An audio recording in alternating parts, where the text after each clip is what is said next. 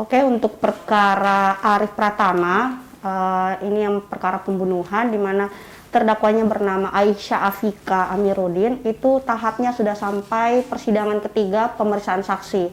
Adapun sidang pertama itu adalah dakwaan dan didampingi oleh pengacara dari LBH Apik itu tidak ada keberatan atau tidak mengajukan eksepsi, sehingga kami jaksa penuntut umum melanjutkan persidangan selanjutnya dengan pemeriksaan saksi. Saksi yang kami panggil itu ada 6, cuma yang hadir kemarin baru 1, yaitu saksi dari cleaning service yang melihat kejadian dan pada saat itu mengalami langsung, yang memanggil bantuan di kepolisian untuk menangani perkara tersebut. Untuk saksi selanjutnya siapa saja yang akan dipanggil? Saksi yang kami panggil tentu saja saksi yang melihat. Yang pertama itu sebenarnya saksi yang resepsionis.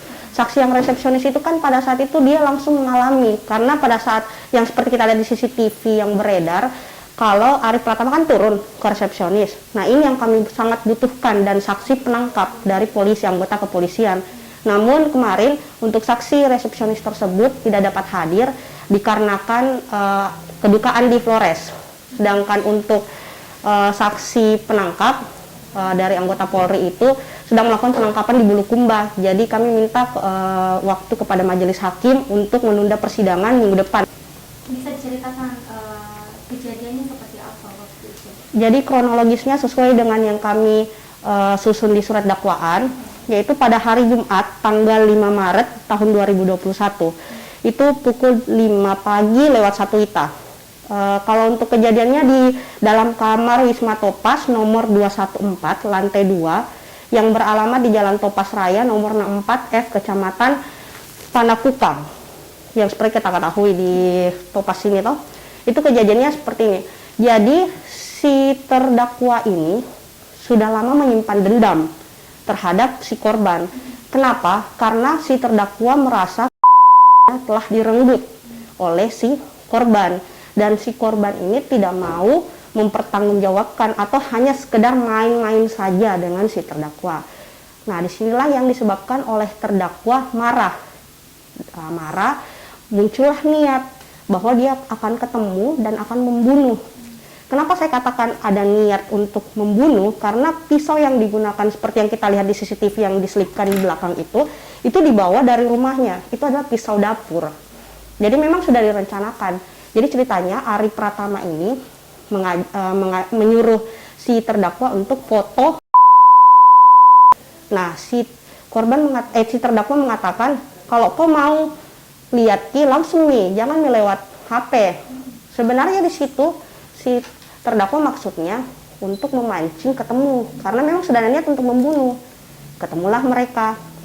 Pada saat itu check-inlah Arif Pratama, dan pada saat check-in ternyata namanya bukan nama Arif Pratama, namun nama lain yang digunakan. Nah, pada saat itu mereka sempat ngobrol di kamar 214 tersebut. Sebenarnya kejadiannya seperti ini. Dia disuruh buka baju karena mau ditusuk di area dadanya. Bukan untuk melakukan hal yang tidak diinginkan, bukan. Tapi ingin menusuk. Cuma si Arif Pratama pikirannya sudah lain, dia bukalah satu baju. Duduklah mereka di tempat tidur. Pada saat duduk, mereka ngobrol. Si Arif Pratama baring, dia tutup matanya. Sudah ditutup matanya, dikeluarkanlah pisau yang dibawa dari belakang ini, yang dibawa dari rumah ini, dibawa, ditusuk berulang kali, 3 kali di bagian dada. Terlepas, Aisyah ambil pisaunya. Pergilah dia ke kamar 210. Di CCTV kan kita lihat ada laki-laki yang keluar.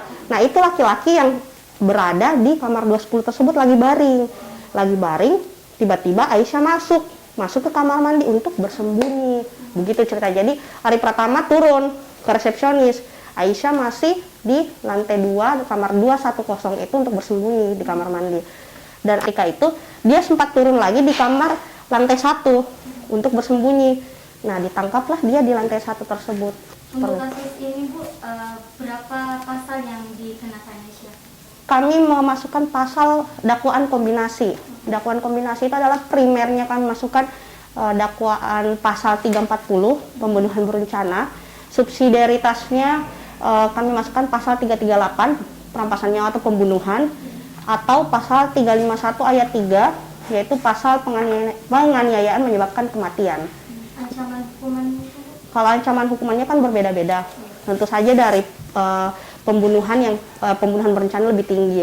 Kalaupun kami penuntut umum belum bisa memberitahukan ancaman pidana berapa yang akan kami tuntut, karena kami harus melihat fakta persidangan yang ada.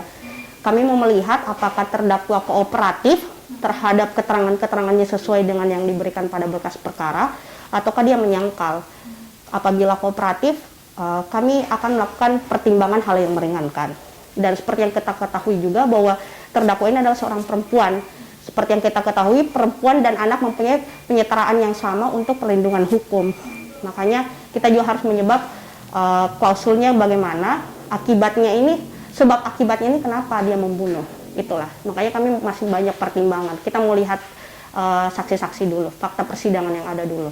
Kalau dengan kasus-kasus seperti ini biasanya berapa hukumannya itu berapa tahun? Kayak kemarin saya ada kasus pembunuhan di Manggala itu, dia kooperatif mengakui, itu kami tuntut 12 tahun dan putus juga sama 12 tahun. Itu bisa jadi tolak ukur juga apabila dia kooperatif ya. Tapi itu pembunuhan biasa bukan berencana. Beda juga Beda ancaman pidananya kalau berencana dengan pembunuhan biasa. Makanya kita melihat dulu fakta persidangannya, dan kami juga tidak mengetahui apakah ini kematiannya pada saat di perjalanan kah ataukah pada saat sudah ditangani oleh dokter. Namun menurut keterangan saksi yang kemarin cleaning service itu, karena dia yang ada langsung di ambulans, menurut kesaksiannya bahwa si Ari Pratama ini meninggal pada saat di perjalanan sebelum ditangani oleh dokter. Jadi pada saat sampai di Rumah Sakit Bayangkara sudah dinyatakan meninggal dunia, Bu.